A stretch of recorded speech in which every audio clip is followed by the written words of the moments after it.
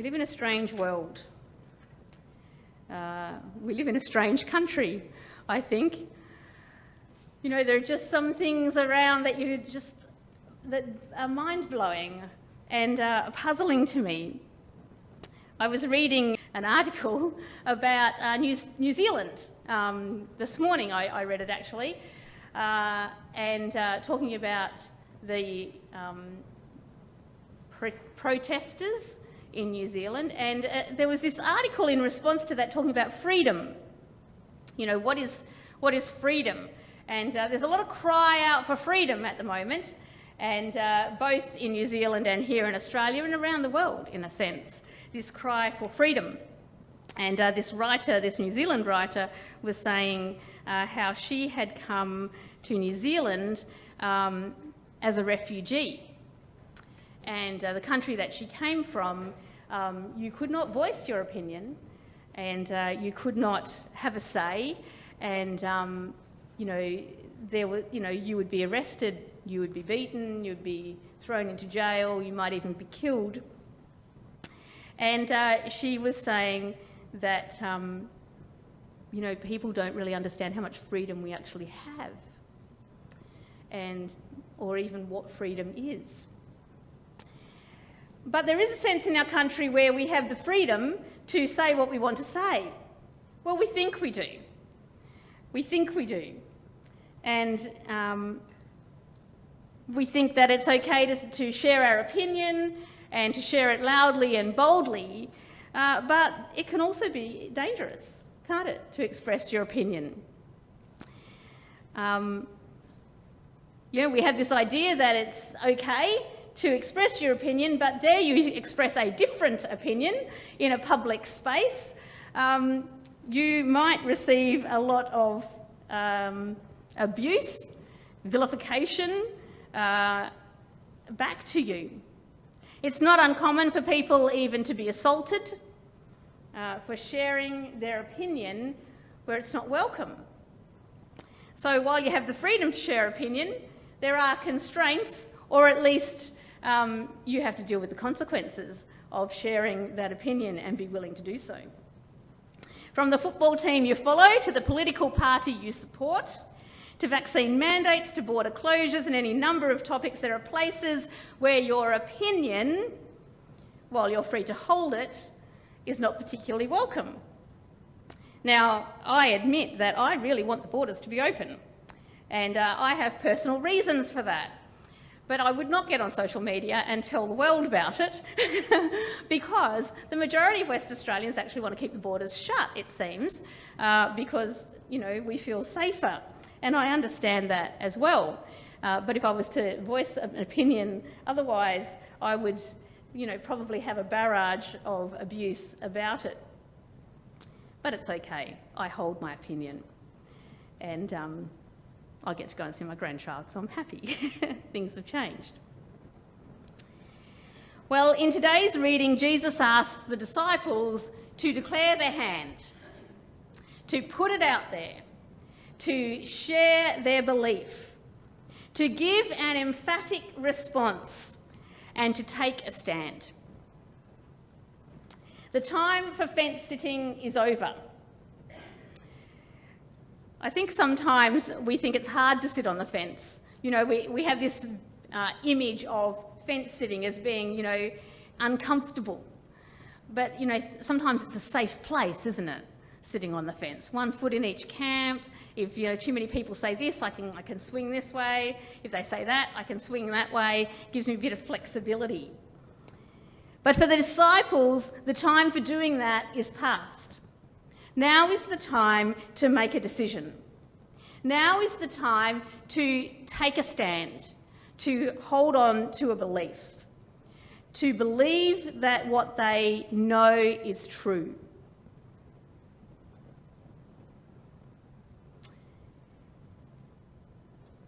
If they're going to follow Jesus, they need to know who it is they are following and what following him means. They need to understand that following Jesus is not a joyride. It's not an easy path. that actually following Jesus is serious, and it's costly, and it requires commitment.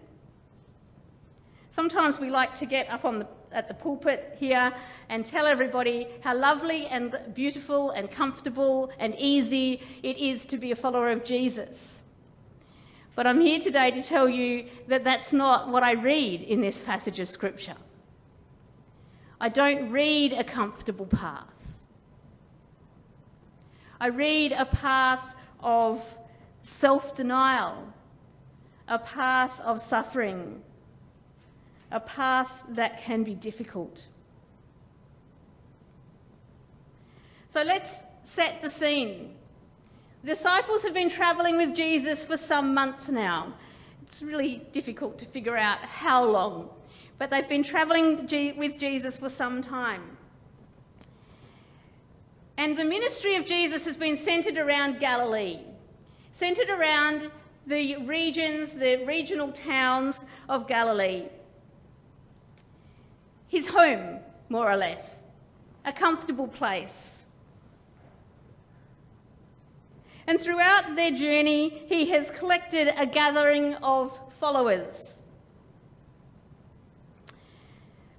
a band of disciples, fishermen, tax collectors, zealots, and a motley crew of men who have become his closest disciples, as well as a larger group of people who are following around with him, women and children, all kinds of people from all walks of life, who make up the crowd that follow Jesus around from place to place. They come and go.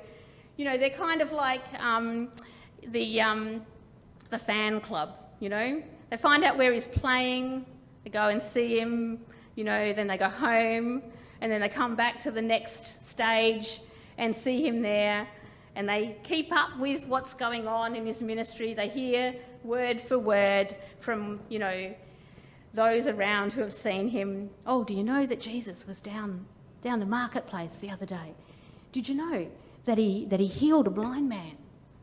Did you hear that he went to a centurion's place and healed his daughter? They're hearing this information about him. And they're forming these opinions. Something special about this person who is amongst them. Forming opinions. Is he one of the prophets come back to life? Is he John the Baptist? I heard John the Baptist was beheaded, but maybe he wasn't. Or is he John the Baptist come back to life? Or is he Elijah? I wonder who he is. And they're trying to figure it out.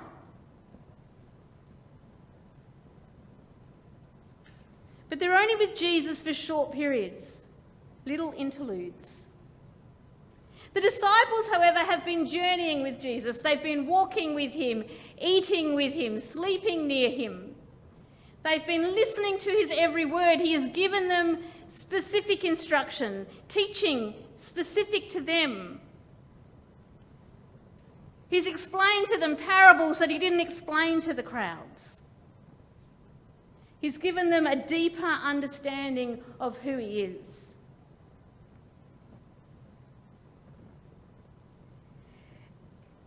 And so we're left wondering, what do they make of all of this as they watch Jesus' ministry? As they listen to him teach? As they watch him at prayer? Perhaps even hearing his communion with the Father. What do they make of him? And so Jesus asks the sticky question, the question that requires them to take a stand, a question that will call them to something more. Who do you say that I am? Who do you say that I am? It's a personal question, an individual question. He's no longer asking the thoughts of the crowd. It's coming down to the individual, like our prayer this morning, where we centered ourselves individually before God. And here the disciples are called to that individual response. Who do you say? I've heard about the crowds, I know. He knew what the crowds were saying. He didn't need to ask the disciples that question. He knew the answer. He had heard it. He asked them that question about the crowds as a segue into this very personal, individual question. Who do you say I am? And Peter, the impetuous Peter, always first to jump to an answer, always first to jump in, as we see throughout the gospel, even jumps into the water, expecting Jesus to enable him to walk on the water as he does. But here is impetuous Peter. Perhaps he's been considering this question for a while, or perhaps it just comes to him in a moment where the Holy Spirit reveals something deeper to him. And his response, you are the Christ. You are the Messiah, God's chosen one. Peter sees what the crowd cannot see, that Jesus is the promised Messiah. He's not just another prophet. He's not just another man. He's not just another wise teacher. But he is the Messiah sent from God. Many people in our world believe in Jesus, believe that Jesus existed, believe in the historic Jesus. But do they really see him? Do they really know who he is? See, it's one thing to accept the history books. It's another thing to allow it to sink into your heart, to transform you.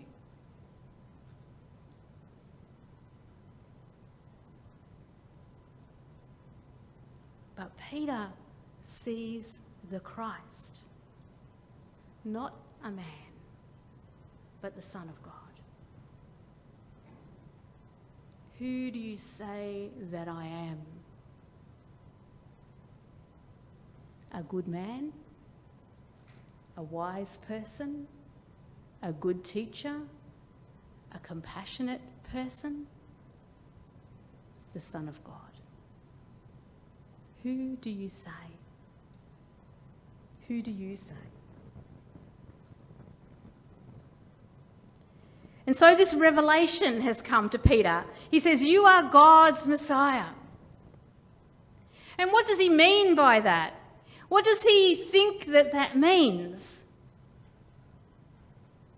Well, if we take the view of the Israelites, the Jews around, we would think that Peter would expect that this Messiah would come and liberate Israel. That this Messiah would come riding a white stallion with an army behind, travelling into Jerusalem, overthrowing the Roman Empire and restoring Israel's glory.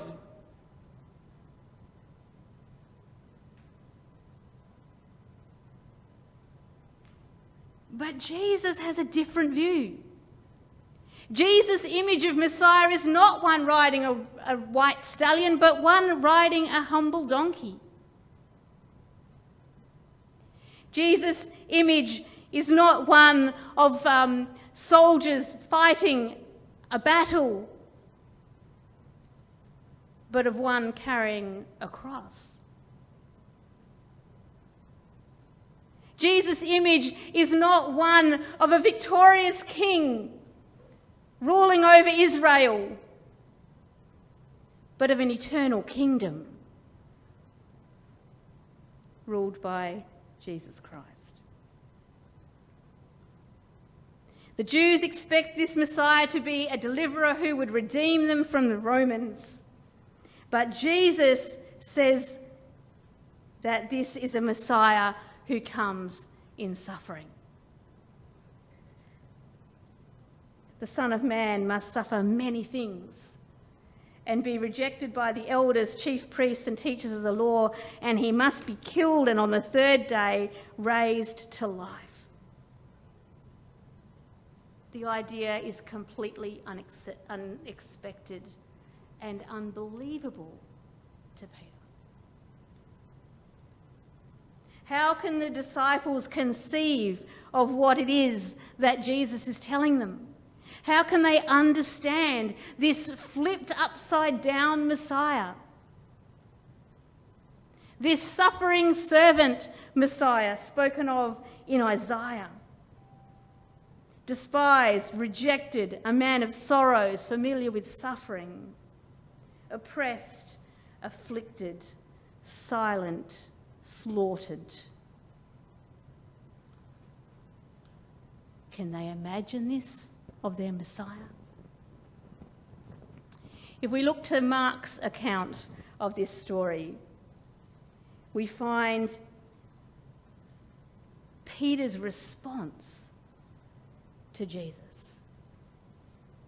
And it tells us in Mark's account in chapter 8 of Mark that Peter rebuked Jesus. Can you imagine it? He calls Jesus aside and he says, "Hey, that's not happening. It will not be like that. We will rise up an army. We will be behind you as you ride into Jerusalem. We will raise up all the Israelites in power, and we will win, and you will be victorious." And what is Jesus' response to Peter's rebuke?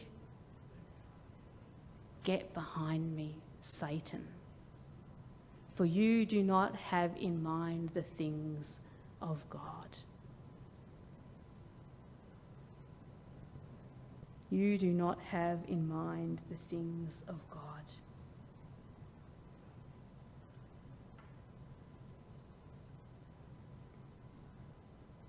The journey of Jesus is one that will ultimately lead to the cross. And in this moment, he starts to prepare the disciples for what will come. They can't understand it. They can't grasp it. And even when it happens, they forget Jesus' words. When Jesus rises again and they go down to the garden and find the empty tomb, they have to be reminded. Didn't he tell you that on the third day he would raise to life? Oh, is that what he meant? Oh, now it makes sense. But here at this time, they don't understand. They're confused. And they don't like it. And they want to reject it. And throughout Jesus' time on the way to Jerusalem, they struggle. Jesus tells them time and time again, the Son of Man must suffer and be crucified and raised to life. But they don't understand it. It's a message that brings challenge. Will they give allegiance to a suffering Messiah? Will they continue to follow a Jesus who is going to a cross?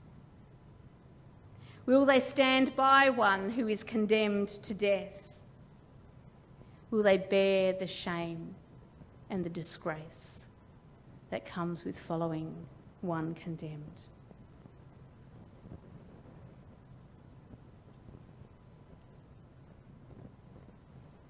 And so Jesus renews his call to this motley bunch. Follow me. And what will following mean? If you are in this with me, Jesus says, it will mean suffering. If you are in this with me, it will mean self-denial.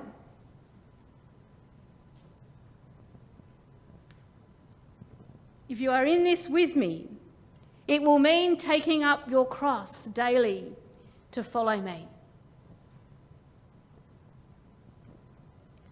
The disciples are called to first to deny self, to identify with Christ in his sacrificial life. It's to give up oneself for the sake of Christ, to accept the shame that it might be to be called a follower of Jesus.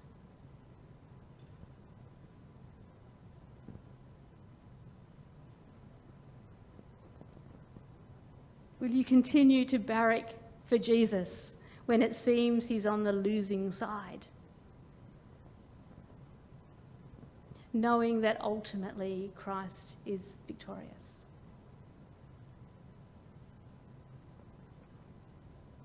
In Matthew 5 and verses 11 to 12, Jesus says this in his Sermon on the Mount. "Blessed are you when people insult you, persecute you, and falsely say all kinds of evil against you because of me.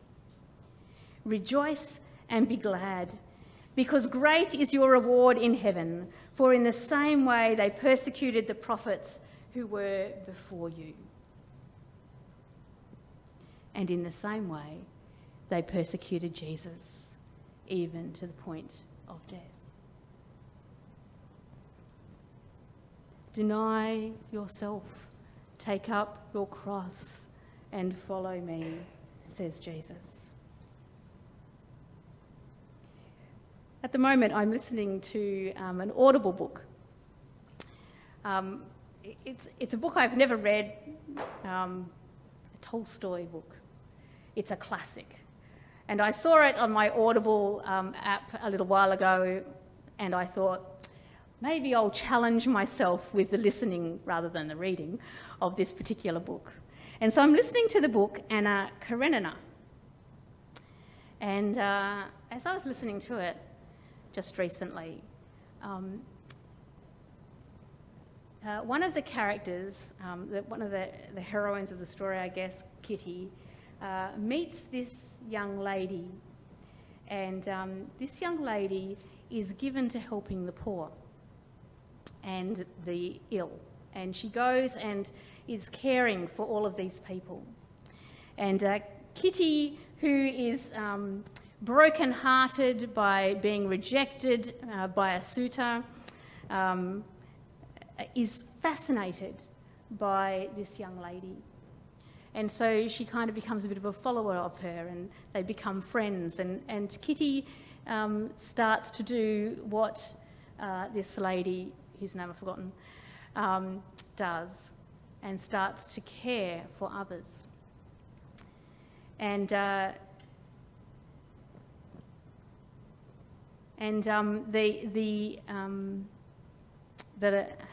guardian of her friend says something to the effect of, when you give your life away, you have no care for it anymore, something like that. I can't remember exactly the words. It's an Audible book, so I can't look it up. But it was this sense that in giving our life away, in denying self, that actually the concerns of self become less important. That they have less power to disrupt one's life. They have less power to disrupt one's peace. They have less power to damage our spirit. And I thought that was insightful. And very much, I think, what Jesus is saying here when he says, deny yourself. It's not that we should beat ourselves with flagellation, and not feed ourselves properly or any of those sorts of things, but it's the giving up of the concern for self in such a way that self no longer is the primary thing. But instead, Christ is primary. That our relationship with him comes first. And so we deny self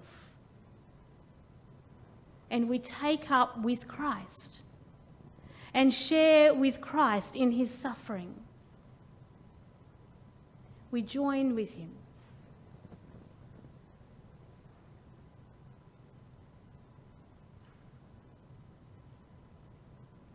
So it is in the following, in the denying of self, in the taking up of our cross daily, that our life is found.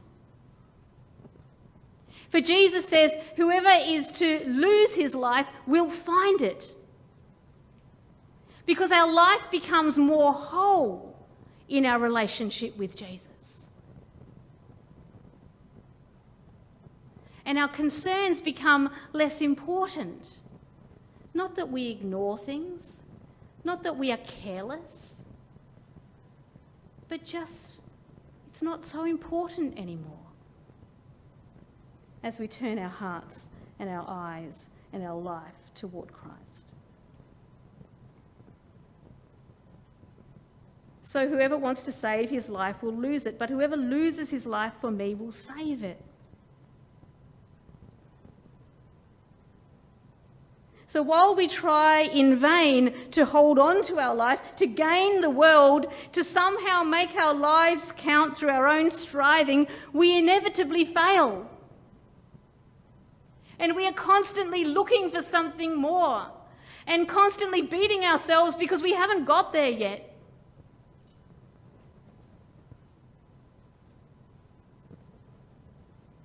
And it never quite comes. But in some miraculous way, when we give it all up, we deny ourselves and align ourselves with Christ's suffering, we win. We are victorious, for it is in Christ that our life is found.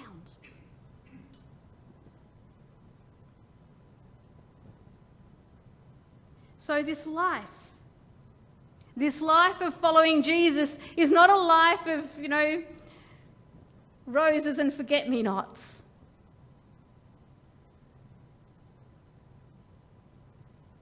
But it's a life of fullness,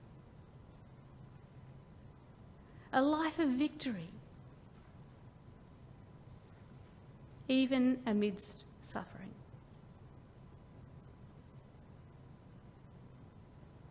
So what about you? Who do you say that Jesus is? Are you able to say you are the Christ, the Messiah, the sent one, the one who gave his life for me? Are you able to align yourself with a suffering servant Messiah, a Christ who gave up his life, who went to a cross, who was condemned to die, but ultimately raised to life again?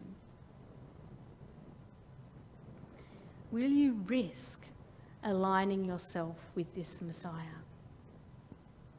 Denying yourself, taking up your cross, and aligning yourself with Christ, following him. For whoever wants to save his life will lose it, but whoever loses his life for me will save it.